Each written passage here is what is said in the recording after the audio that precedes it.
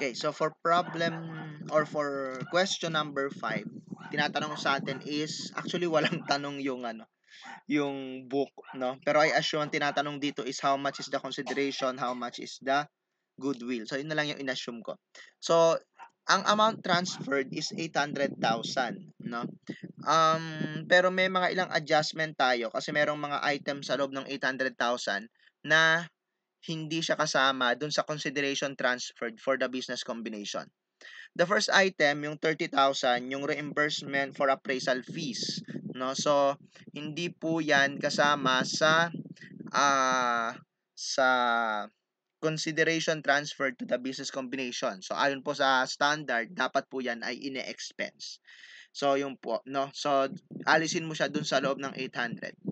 Aalisin din po natin yung fair value ng trade secret na 50,000 kasi yung trade secret hindi naman siya ibibigay sa former owners ni Star, no, kundi ibibigay siya dun sa Star company mismo. So mareretain pa rin siya nung um, combined businesses, no?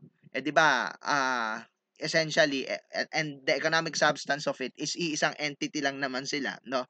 So yung asset na yan will still be retained by the uh, two businesses combined, no, by the conglomerate, no. So yon, so alisin mo po yan kasi hindi mo naman siya talaga ibinayad, no, binigay mo lang siya dun sa Star na subsidiary mo din naman, di ba? So parang sa'yo pa din yan, so alisin mo siya.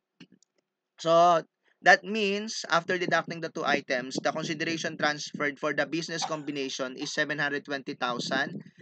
Then less the fair value of the net identifiable asset, 600,000. Kaya po yung value nung intangible asset na goodwill in this situation is 120,000.